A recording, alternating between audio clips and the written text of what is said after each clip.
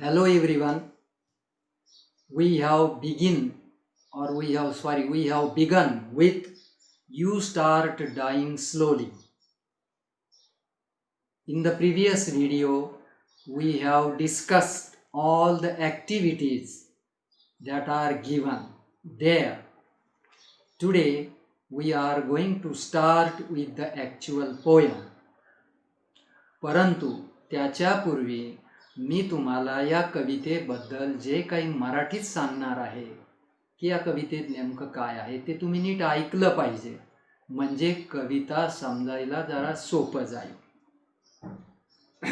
कवीला या कवितेत माणसाने समृद्ध आणि आनंदी किंवा सुखी जीवन कसं जगावं हे सांगितलेलं आहे. आनंदी किंवा सुखी जीवन भविष्यात कसं जगावं ते सांगितलेलं आहे. त्याने संदेश द्यायचा प्रयत्न केलेला आहे. ही कविता उपदेशपर आहे. डायडॅक्टिक म्हणतात त्याला. पुढे मी लिहून देईल तुम्हाला, पण शब्द लक्षात ठेवा. डायडॅक्टिक ॲडवाइस आहे एक प्रकारचा. This poem is a very good advice given to us. फार सुंदर अशा प्रकारचा उपदेश किंवा सल्ला आपल्याला त्यांनी देण्याचा प्रयत्न केलेला आहे. जर या कवितेचं बारकाईनं निरीक्षण केलं ना तुम्ही, तर ही कविता इनडायरेक्टली अप्रत्यक्षपणे डूज आणि डोंट अशा फॉर्ममध्ये आहे. परत पहा, अप्रत्यक्षपणे ती डूज आणि डोंट्सच्या फॉर्ममध्ये आहे, म्हणजे या स्वरूपात आहे. हे करायचं आहे, हे करायचं नाही, ते करायला पाहिजे, ते करता कामा नये, असं या कवितेत सांगितलेलं आहे. जीवन चालू राहिलं पाहिजे. तिसरी गोष्ट कवीने अशी सांगितली की आपलं जीवन चालू राहिलं पाहिजे. Our life must go on, our life must continue, it must not be stagnant. तुम्ही सायन्समध्ये हा स्टॅग्नंट शब्द ऐकला असेल. जीवन चालू असलं पाहिजे. अँड इट शुड चेंज, आणि बदललंही पाहिजे ॲट एव्हरी मोमेंट. प्रत्येक क्षणाला त्यात काहीतरी नाविन्य आलं पाहिजे. It should renew, it should change at every moment, असंही पण कवीने या कवितेत सांगितलेलं आहे. आपण जर एक स्थिर प्रकारचं आणि परंपरागत जीवन जगलो तर भविष्यातील आनंदाला आपण मुकणार आहोत. We should not lead conventional life. परंपरागत, आता आपले आजी आजोबा दादा पणजे सगळे परंपरागत जीवन जगत होते. हा कवी थोडा मॉडर्न आहे, हे लक्षात ठेवा. पाब्लो नेरुडा, मॉडर्न पोएट, आणि मग त्याने या जीवनशैलीबद्दल सांगितलेलं आहे. परंपरागत जीवन नको. कवीने असे सांगितले आहे की जर तुम्ही हे केले नाही, ते केले नाही, तर त्याचे परिणाम काय होतील. If you do not do this, what will happen. If you do not do this, what will happen.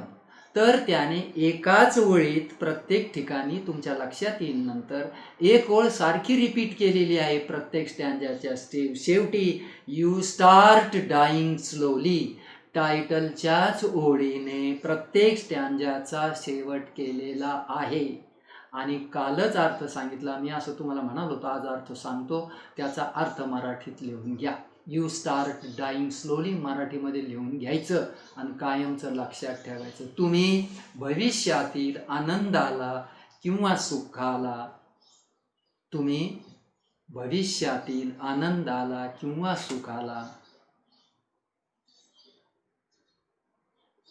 हळूहळू हळूहळू मुकायला सुरुवात करणार आहात.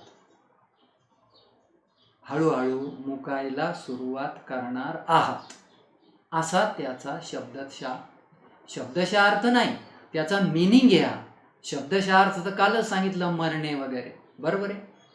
मी सोप्या इंग्लिशमध्ये सांगतो. यू स्टार्ट किंवा you will start losing your happiness or joy in future. आता मला वाटतं तुम्ही जर हे शांततेने ऐकलं असेल तर कवितेचा आशय मराठीमध्ये लक्षात आला तर सोपं आहे समजायला. Let us start with the actual poem. Now open your books on page number 42. पुस्तक जवळ ठेवा, कानांनी नीट ऐका. I start reading. वाचन भयंकर महत्वाचं आहे, मी फार वेळेला सांगतो. Now I start reading. Listen carefully. If you do not travel, how simple this is. हे किती सोपं आहे बरं समजायला. जर तुम्ही प्रवास केला नाही तर. If you do not travel. To travel म्हणजे प्रवास करणे. अर्थ क्लिअर झाला. Second line. If you do not read. जर तुम्ही वाचन केलं नाही. आता if you do not read नुसतं असं तुम्ही वाचन केलं असं नाही. You must read various types of books. विविध प्रकारचे ग्रंथ आपण वाचले पाहिजेत अशी त्याची अपेक्षा आहे कवीची. हे तुमचं हे पुस्तक वाचायचं 10वीचं हे नाही. वाचन पाहिजे जीवनामध्ये भरपूर. लक्षात घ्या. मग आता 2 वळीचा अर्थ तर 6वीचा मुलगा सांगतो. मी आता परत झटकन इंग्लिशमध्ये वाचून मराठीत अर्थ सांगतो. If you do not travel, if you do not read. जर तुम्ही प्रवास केला नाही, जर तुम्ही वाचन केलं नाही. Third line. If you do not listen to the sound of life. जर तुम्ही जीवनाचं संगीत ऐकलं नाही, जीवनाचा आवाज ऐकला नाही, असा अर्थ आहे. पुढची line. If you do not appreciate your self. म्हणजे काय? If you do not appreciate your self म्हणजे काय? If you do not recognise your good qualities. तुमच्यात चांगले गुण कोणते आहेत ते जर तुम्ही ॲप्रिशिएट केले नाही, म्हणजे ओळखले नाही, म्हणजे जाणले नाही. मग तुम्ही एक काम करा. आता वहीमध्ये शब्द लिहा. To appreciate. APPRECIATE. To appreciate. बरोबर. इंग्लिश वर्ड घ्या. To recognise. RECOGNISE. ओळखणे, मान्य करणे, जाणणे. 3 अर्थ आहेत. ओळखणे, मान्य करणे, जाणणे. 3 अर्थ नीट लिहून घ्या. आता कवी काय म्हणतो? If you do not appreciate your self. तर त्याचा अर्थ खरा असा आहे. If you do not recognise your qualities. Your self म्हणजे युअर क्वालिटीज, युअर कॅरेक्टर असा बी अर्थ होतो. तुमच्यातले चांगलं काय आहे, चांगले गुण जर तुम्ही ओळखले नाहीत, त्याचं परीक्षण केलं नाही, काय होईल? शेवट तुम्ही करा पहिल्या स्टँजाचा.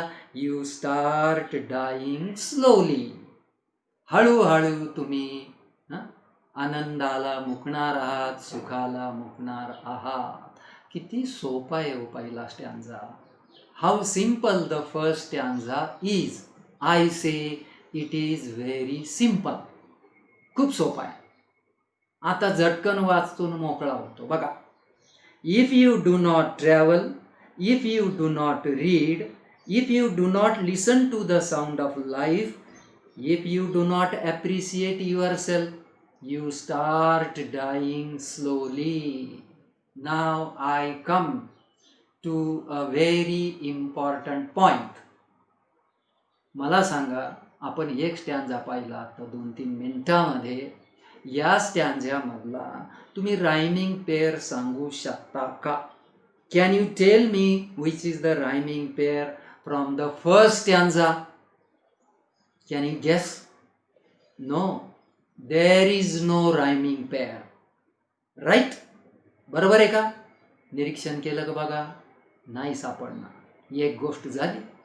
आता if I ask you how many lines are there in the first stanza, what is your answer? Count the lines. 1, 2, 3, 4, 5. There are 5 lines. Right? And if you look at the second stanza, how many lines are there? Only 3 lines. Right? म्हणजे काय कळालं? तुम्ही लक्षात घ्या. 9वीला मी काय सांगितलं होतं? There are no rhyming pairs. There are no fixed number of lines in every stanza. The number is different. In stanza number 1 there are 5 lines. In stanza number 2 there are 3. Again in stanza number 3 there are 6. मी आता काय बोललो? There are no fixed number of lines in every stanza. का आता सांगता का मला का बरं अंदाज करून? गेल्या वर्षी किती छान सांगितलं होतं. What kind of poem is this? Free वर्स. कानाने नीट ऐकलं का? याला महत्व आहे. ही पाब्लो नेरुडाची जी कविता आहे ना, यू स्टार्ट डाईंग स्लोली, माझ्यासारखा आज कानात पक्क हे करून ठेवेल, ऐकून आणि मनात ठेवेल की एकदाच सांगितलं फ्री वर्स. राईट? मुक्त छंद ज्याला तुम्ही मराठी म्हणता. कसं येईल? कितीही शब्द वापरा, कितीही ओळी कुणीकडे घ्या, फ्री वर्स आहे हे. राईट? मग आता माझ्यासारखा परत एक प्रश्न असा विचारेल की कवीचं नाव फार सुंदर आहे, पाब्लो नेरुडा. सर कालपासून म्हणतात मोठ्याने पाब्लो नेरुडा, चिलियन पोएट. त्याचं खरं दुसरं बी नाव आहे, त्याच्याशी आपल्याला घेणं नाही. मग हा एक पॉईंट झाला ना. हां, कवीचं नाव आपल्याला लिहावं लागतं ना, आपल्याला ॲप्रिसिएशनमध्ये लिहावं लागतं की नाही? लिहावं लागतं. दुसरा पॉईंट मी आत्ता काय सांगितला? What kind of poem is this? It's a free verse. It is written in free verse. There are no rhyming pairs. There are no fixed number of lines in every stanza. मग आता मला सांगा, किती छान 2-3 गोष्टी किती छान सांगितल्या. पहिल्याचं भाषांतर किती सोपं. Now come to second stanza. When you kill your self esteem. बघा, वेन यू किल. आता किलचा अर्थ शब्दशः नाही होणार, ठार करणे. मी सांगतो ती लिहून घ्या, पूर्ण वाक्यच लिहा माझ्याकडे. टू किल वन्स, ही फ्रेज लिहून घ्या. टू किल वन्स, ONE त्याला ॲपॉस्ट्रॉफी. सेल्फ इस्टीम 2 शब्द डॅश आहे. Self esteem. मी परत रिपीट करतो. To kill one's self esteem. सोप्या इंग्लिशमध्ये सांगतो. To destroy, DESTROY, to destroy self respect.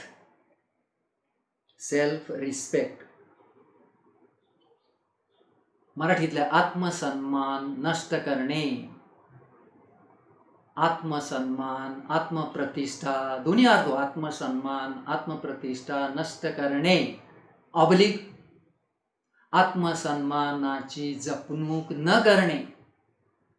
पहा बरं, मी खूप दमाने सांगतो. आत्मसन्मानाची जपणूक न करणे याला म्हणतात to kill one's self esteem.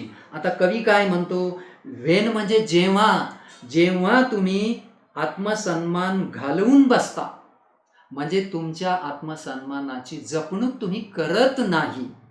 दुसरी ओळ, Wien you do not let others help you. जेव्हा तुम्ही दुसऱ्याला तुम्हाला मदत करू देत नाहीत. काय अर्थ सांगितला? जेव्हा तुम्ही दुसऱ्याला तुम्हाला मदत करू देत नाही, म्हणजे काय? You do not allow others to help you. मी सोप्या इंग्लिशमध्ये सांगितलं, लेट कळत नसेल तर. If you do not allow others to help you, you start dying slowly. You are gradually losing your happiness in future. भविष्यातल्या आनंदाला तुम्ही मुक्तात हळूहळू. थर्ड स्टॅन्झा. आता सेकंड स्टॅन्झाचं जर तुम्ही ऑब्झर्वेशन केलं, निरीक्षण केलं, परत सांगतो, there are only 3 lines. Right? Are there rhyming pairs in this 3 lines? No. आता हे मी किती वेळा सांगायचं, पण तुम्ही हे कानाने जो चांगलं ऐकतो ना आणि व्यवस्थित लिहितो, त्याचा अभ्यास लगेच जागेवर होतो. त्याला गरज नाही पुढचं हे करायची. If you become a slave of your habits. आता कवी थर्ड स्टॅन्झाच्या फर्स्ट लाईन मध्ये काय सांगतो? इफ यू बिकम, जर तुम्ही बनलात, a slave of your habits, तुमच्या सवयीचे जर तुम्ही गुलाम बनलात तर. म्हणजे सवयीचं गुलाम बनता कामा नये.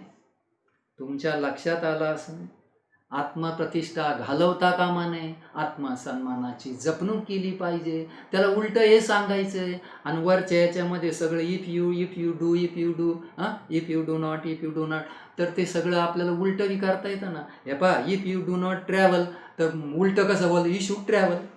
If you do not read you should read, बरोबर आहे. If you do not listen to the sound of life listen to the sound of, असं होतं की नाही. मागाशी मी तुम्हाला म्हणालो होतो इनडायरेक्टली डूज अँड डोंटच्या फॉर्ममध्ये सुद्धा ही कविता बसते. बरं, आपण थर्ड स्टँजेचे पहिले ओळीचा अर्थ परत पाहू. If you become a slave of your habits, जर तुम्ही तुमच्या सवयीचे गुलाम बनलात. इकडं बघा, एक मुद्दा फार महत्वाचा आहे. प्रत्येक माणूस सवयीचा गुलाम असतो, पण त्या सवयीचा गुलाम बनता कामा नाही ना. तेच तेच तेच तेच केल्यावर माणसाला बी कंटाळा येतो ना. मग असल्या तुमच्या वहीमध्ये to become a slave of habits म्हणजे अर्थ क्लिअर होईल. To become a slave, slave म्हणजे गुलाम, सर्वांना माहिती आहे. To become a slave of habits, सवयीचा गुलाम बनणे.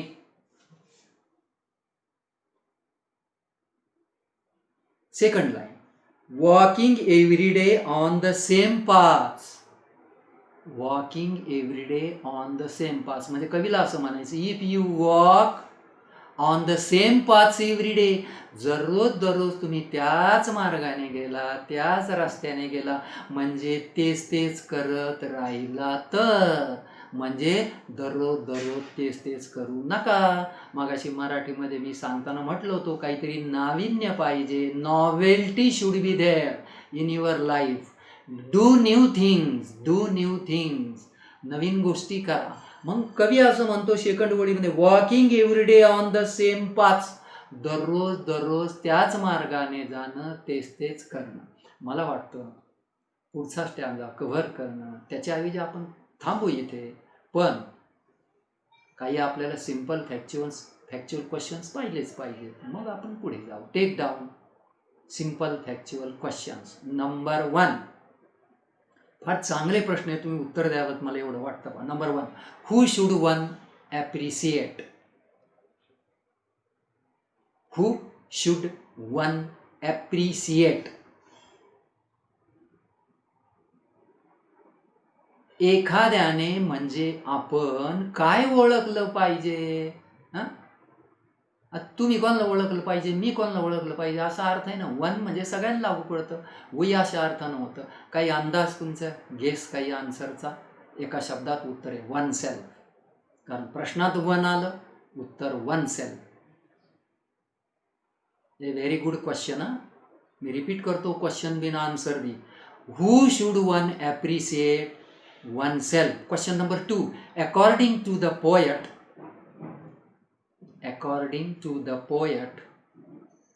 comma, what should we listen to? According to the poet, comma करा मात्र, what should we listen to? आपण काय ऐकायला हवं? अरे येतं उत्तर तुम्हाला जर येत नसेल तर आपल्या कवितेचा काही उपयोग नाही. तिथं आहे आणि पटकन समजतं. पण टू पासून लिहायचं, to the sound of life. Right, लिहून टाका, to the sound of life.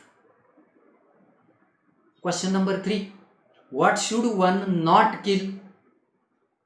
What should one not kill? एखाद्याने काय हरवून बसता कामा नये. ते बी तुम्हाला गेस केला तर बरोबर मांडता येईल. Once self esteem. वन्सला मात्र ॲपॉस्ट्रॉफी कशाला? ONE आणि ॲपॉस्ट्रॉफी. वन्स हे असं आहे, चुकीचं लिहू नका. ONC लिहू नका, ONE apostrophe. One's self esteem, ESTEEM. Right. आता question number 4, this is very important. What should we? आता इथं वी चालतं, वन चालतं, यू चालतं, उत्तरात फरक पडणार नाही. बघा, या फार बारीक गोष्टी तुम्हाला समजून सांगतो. What should we not become? What should we not become? A slave of. A slave of, question mark. याचं तर उत्तर प्रत्येकाला आलं पाहिजे, ना तर काही उपयोग नाही. Right. Our habits. Answer is our habits. आपण कशाचं गुलाम बनता कामा नये, आपल्या सवयीचं. Question number 5, take down. What do you mean by. एक मिनिट. हा प्रश्न घेऊ नका, आपण तिथपर्यंत अजून गेलेलो नाही, तो स्टॅन्झा संपलेला नाही. Okay, I think this is enough for today. बाकीचे जे मोठाले प्रश्न आहेत, ब्रॉड क्वेश्चन, पुढचा स्टॅन्झा, उद्या आपण संपवण्याचा बरोबर प्रयत्न करू आणि राहिलं उद्या आपण बरोबर कव्हर करू. पण जाता जाता आठवण देतो, कवीचं नाव पाब्लो नेरुडा. कविता आहे फ्री वर्समध्ये आणि काही तुम्हाला सिम्पल फॅक्च्युअल क्वेश्चनचे 4 प्रश्न मी चांगले दिलेले आहेत. तुम्ही एवढं जरी मनात 15 मिनिटं केलं तर लगेच झालं असा माझा अंदाज आहे. I stop here.